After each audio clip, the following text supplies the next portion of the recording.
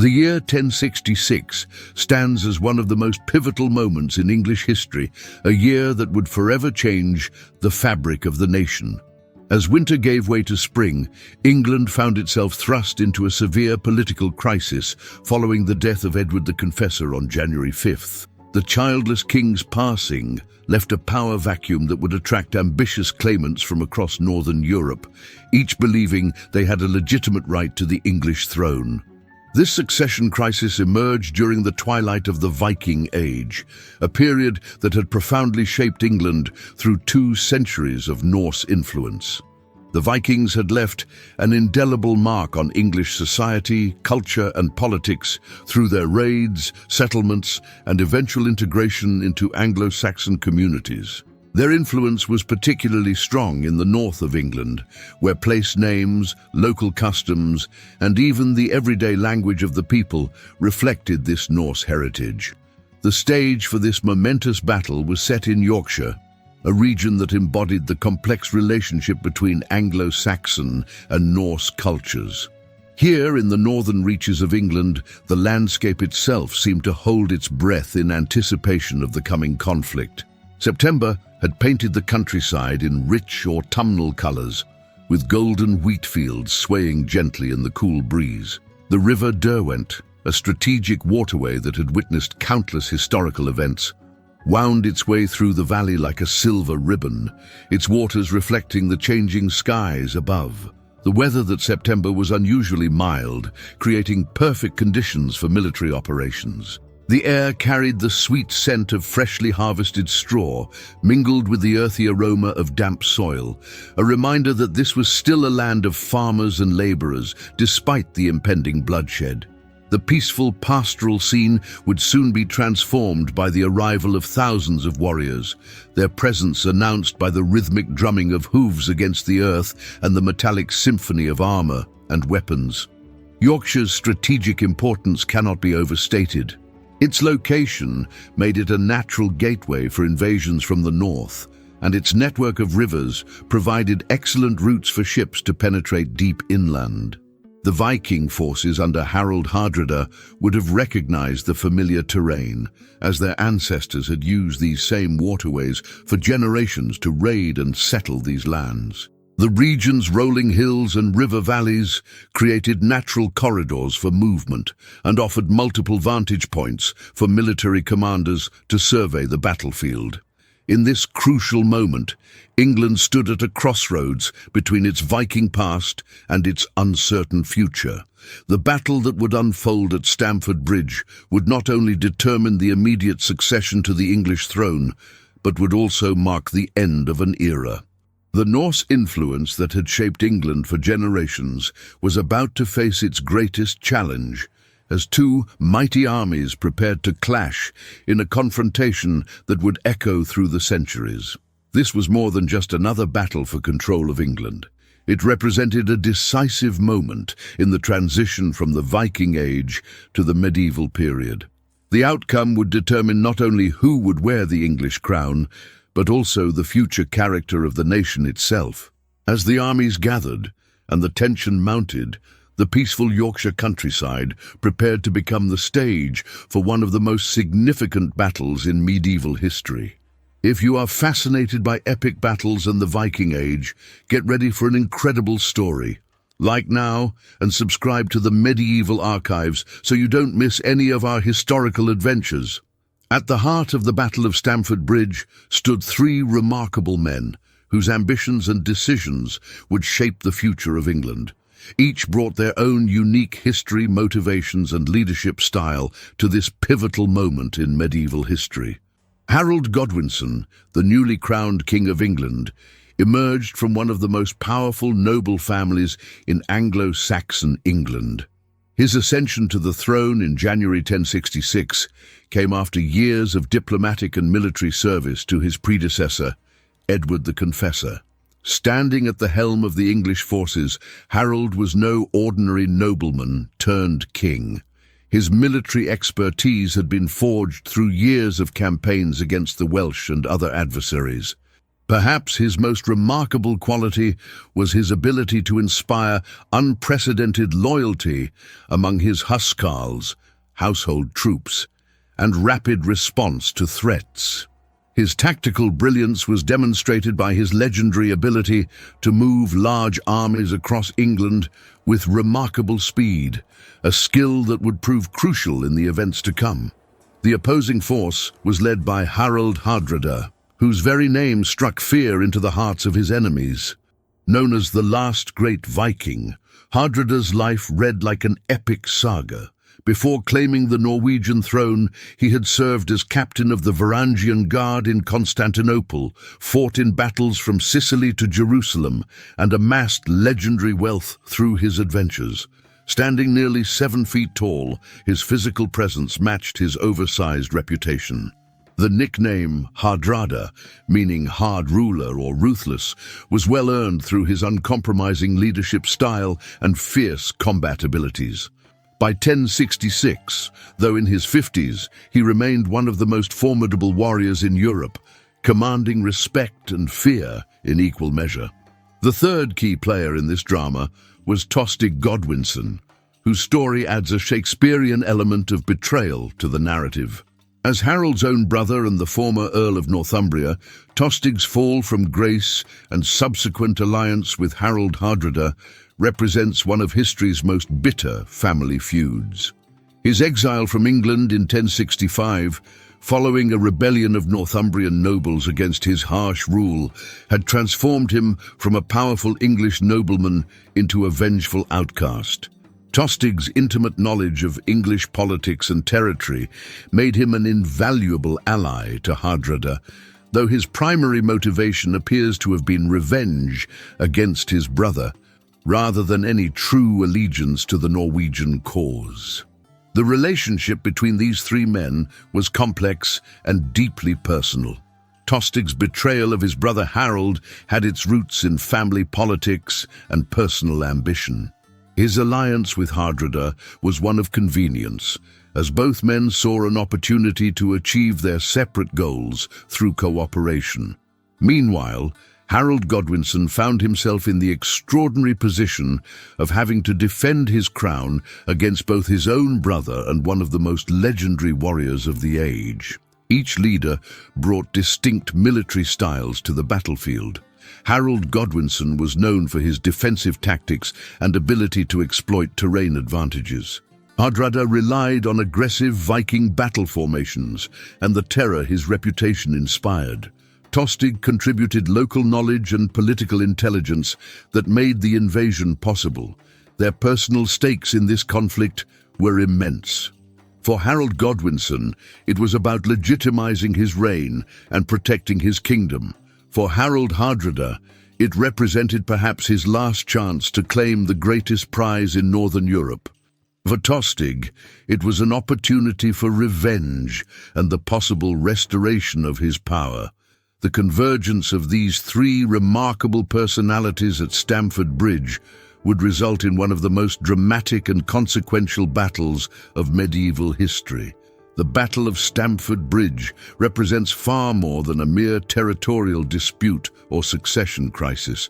It stands as a defining moment that marked the twilight of an entire age. This conflict embodied a clash of civilizations, where two distinct visions for England's future collided on the blood-soaked fields of Yorkshire. On one side stood Harald Hardrada, the embodiment of Viking power and tradition. His presence on English soil represented the culmination of nearly 3 centuries of Norse influence in Britain. The Vikings had transformed from mere raiders to settlers, kings, and shapers of English society. Hardrada's claim to the throne wasn't just a personal ambition. It was an attempt to maintain and extend the Norse influence that had dominated the North Sea region for generations. His army carried with them not just weapons, but the weight of Viking tradition, their distinctive battle tactics, their cultural values, and their vision of leadership through military prowess. Opposing this traditional Viking power stood Harold Godwinson, representing a new kind of English monarchy. Despite his own partial Danish ancestry, Harold symbolized an England that was moving beyond its Viking past. His reign represented the emergence of a more centralized, administratively sophisticated kingdom that was beginning to develop its own distinct identity. The England he defended was no longer a patchwork of kingdoms vulnerable to Norse invasion, but a unified realm with its own cultural and political traditions. This battle served as a crucible in which these competing visions for England's future would be tested. The Viking Age had brought significant contributions to English society, from language and law to trade and urban development. However, by 1066, England was ready to chart its own course. The Anglo-Saxon kingdom had developed robust governmental institutions, a complex legal system, and a distinct cultural identity that merged Norse, Celtic, and Anglo-Saxon traditions into something uniquely English. The stakes extended far beyond the personal ambitions of the two Harolds. This was a battle that would determine whether England would remain within the orbit of Scandinavian influence or continue its development as an independent kingdom. The outcome would affect not just the political landscape, but the very cultural and social fabric of English society. The battle also marked a transition in military tactics and social organization.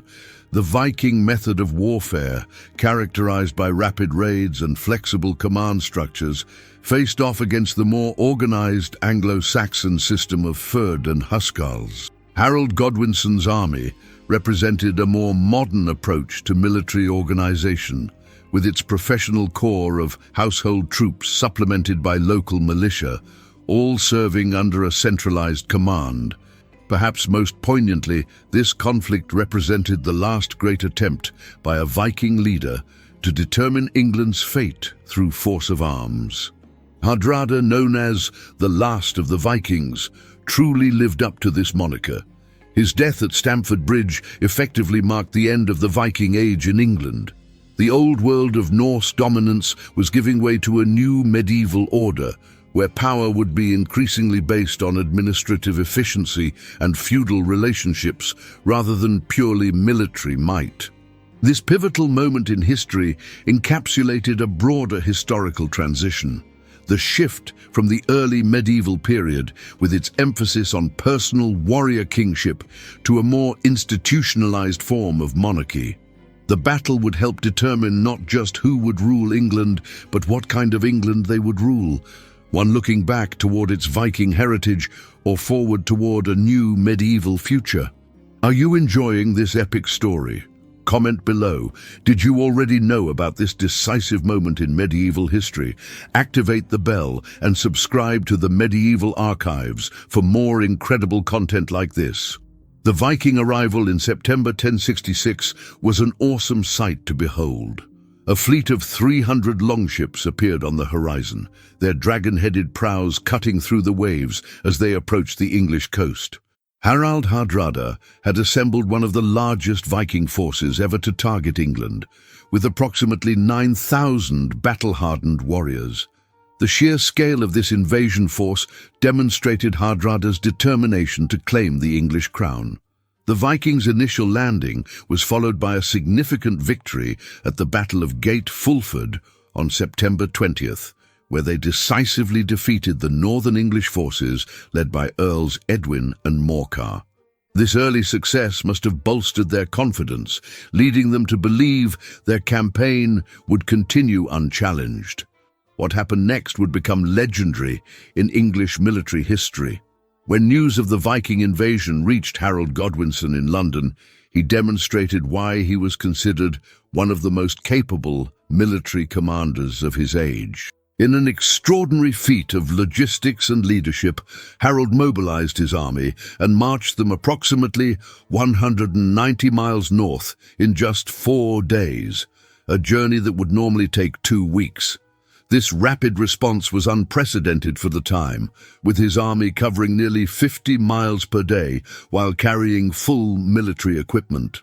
The speed of this march was so remarkable that the Vikings, celebrating their victory at Fulford, had no idea an English army was bearing down on them. The battle itself, which took place on September 25, 1066, began with one of the most dramatic episodes in medieval military history. The Vikings, caught completely by surprise, found themselves divided by the River Derwent, with many of their warriors having left their armor behind at their ships due to the hot weather. The narrow bridge at Stamford became the focal point of the initial fighting, and here occurred one of the most famous last stands in military history. A single Viking berserker, whose name has been lost to history, took position on the bridge. Armed with a massive Danish axe, this warrior reportedly held the entire English army at bay for several crucial hours, defending the bridge single-handedly. According to accounts, he struck down up to 40 English soldiers before his end came, not through direct combat, but when an English soldier floated beneath the bridge in a barrel and thrust a spear through the planks from below, mortally wounding the Viking warrior. Once the English forces crossed the bridge, the battle transformed into a bloody, full-scale engagement. The Vikings, who had been caught without their armor, fought desperately to hold their ground, while others rushed to don their battle gear. Harald Hardrada, conspicuous in his blue tunic and wearing his distinctive land-waster banner, led his men from the front. The fighting was fierce and chaotic, with shield walls clashing and breaking repeatedly. The crucial moment came when Hardrada, while leading a counterattack, was struck in the throat by an arrow, a wound that proved instantly fatal. The sight of their legendary leader falling dealt a severe blow to Viking morale. Harald Godwinson briefly took command, refusing offers of quarter from his brother Harold. The Vikings rallied for one final desperate charge, a charge that would become known as Orry's Storm, after Eystein Orry, who led it. These final reinforcements had run all the way from the ships, still wearing their full armor despite the hot weather, and many collapsed from exhaustion before even reaching the battlefield. Nevertheless, this last Viking charge was described as the fiercest fighting of the day, but it ultimately failed to turn the tide. By day's end, both Harald Hardrada and Tostig lay dead, along with most of the Viking army.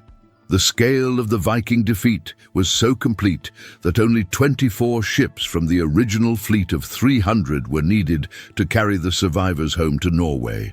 This decisive victory marked the end of the Viking Age in England, but Harold Godwinson would have little time to savor his triumph. Even as his men were still recovering from the battle, word reached him of another invasion. William of Normandy had landed on the south coast of England. The military equipment used by both sides at Stamford Bridge reflected distinct martial traditions while sharing some common elements. The Anglo-Saxon forces primarily relied on the round shield and spear combination, supplemented by the long-bladed seax knife and double-edged sword. Their elite warriors, the Huskarls, were equipped with the fearsome Danish long-handled axe, ironically a weapon of Viking origin. For protection, English warriors wore knee-length mail shirts called hauberks, iron helmets often featuring nose guards, and leather-reinforced armor. Wealthier soldiers might have owned helmets similar to the famous Sutton Hoo example, though simpler in design. The Viking army brought their characteristic arsenal centered around their infamous Viking sword, typically pattern-welded and extremely expensive. Their spears were often lighter than Anglo-Saxon versions, designed for both throwing and thrusting. The most feared Viking weapon was the Danish axe, which could split both shield and armor in a single blow. Viking armor varied significantly based on wealth, but many warriors wore the byrnie, a mail shirt similar to the Anglo-Saxon hauberk. The iconic horned helmet, however, is purely a modern myth. Actual Viking helmets were typically simple iron or leather caps, often with a nose guard. The Viking code of honor, or drengskaper, played a crucial role in how the battle unfolded. This complex system of values emphasized personal courage, loyalty to one's lord, and the importance of gaining and maintaining honor through brave deeds. The famous berserker who held the bridge exemplified these values. His seemingly suicidal last stand was entirely in keeping with the Viking warrior ethos, where a glorious death in battle was preferable to retreat. This code also explained why many Vikings fought without armor even when given time to retrieve it. The demonstration of courage was often considered more important than tactical advantage. Battle tactics of the period were more sophisticated than often portrayed. Both sides utilized the shield wall, skjaldborg in Norse, where warriors would overlap their shields to create a nearly impenetrable barrier. This formation required extensive training and discipline to maintain under pressure. The Vikings were known for their svinfylking, swine array formation, a wedge-shaped attack pattern designed to break enemy lines. The English forces excelled at defensive positions and cavalry feints, though mounted troops were primarily used for mobility rather than shock combat. The sagas provide invaluable insight into these events, though they must be read carefully as historical sources.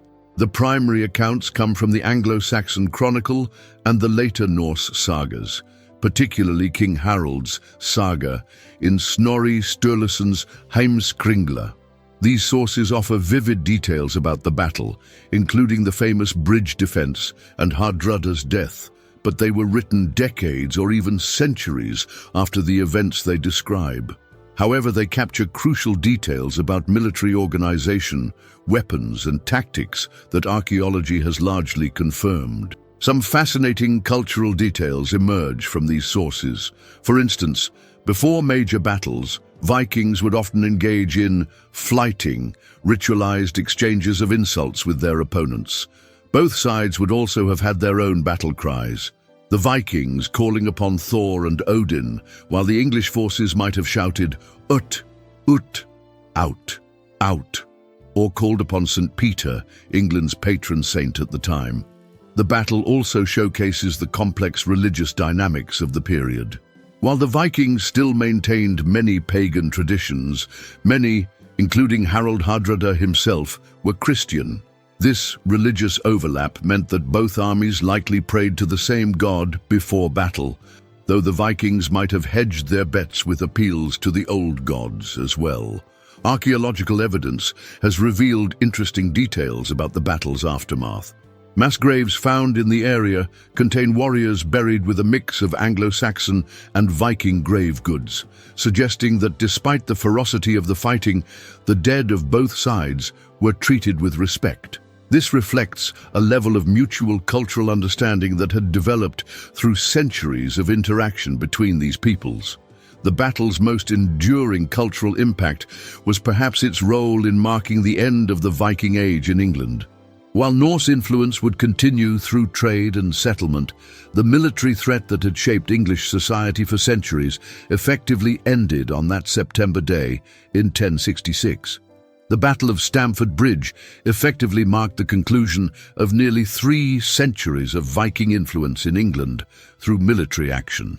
This decisive victory represented more than just the defeat of Harald Hardrada's army. It symbolized the end of an era that had begun in 793 with the raid on Lindisfarne. The death of Hardrada, often called the last of the great Vikings, served as a fitting bookend to the Viking Age in England. While Norse cultural and political influence would continue through trade, settlement, and social integration, never again would a Scandinavian force seriously threaten English sovereignty, yet history has a cruel sense of irony. Harold Godwinson's magnificent victory at Stamford Bridge would ultimately contribute to his downfall. The timing of the Viking invasion could not have been worse for the English king. While Harold and his army were racing north to confront Hardrada, William of Normandy was preparing his invasion force on the French coast. The English army, having fought a grueling battle and marched nearly 200 miles to reach Stamford Bridge, would have to immediately turn around and march another 250 miles south to face this new threat. This exhausting sequence of events had devastating consequences. When Harold's army finally met William's forces at the Battle of Hastings on October 14th, 1066, they were fighting their second major battle in less than 3 weeks. The army had lost many men at Stamford Bridge, and those who remained were fatigued from the relentless marching. This physical and numerical disadvantage would prove crucial in the battle that would change English history forever. The historical impact of Stamford Bridge extends far beyond its immediate aftermath. Had Harold not been forced to divide his attention and resources between these two invasions, the Norman conquest might have failed, fundamentally altering the course of English history. Without the Norman victory at Hastings, there would have been no Norman aristocracy, no fusion of Anglo-Saxon and Norman French culture, and no transformation of the English language through French influence. The battle also marked a significant transition in military tactics and organization. The Viking method of warfare, characterized by mobility and aggressive raiding, had met its match in the more organized and professional Anglo-Saxon military system. This shift towards more structured military organizations would continue under the Normans, eventually developing into the feudal system that would dominate medieval warfare. Furthermore, the battle demonstrated the growing sophistication of English defensive capabilities.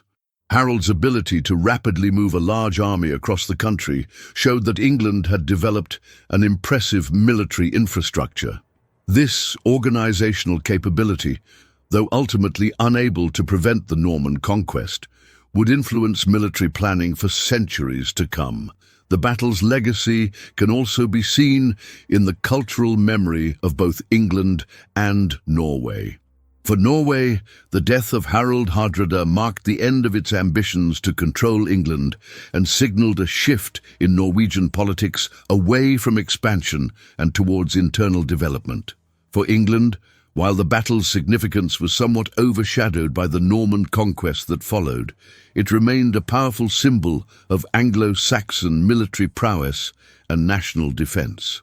Perhaps most significantly, Stamford Bridge represents a crucial turning point in the transition from the early to high Middle Ages.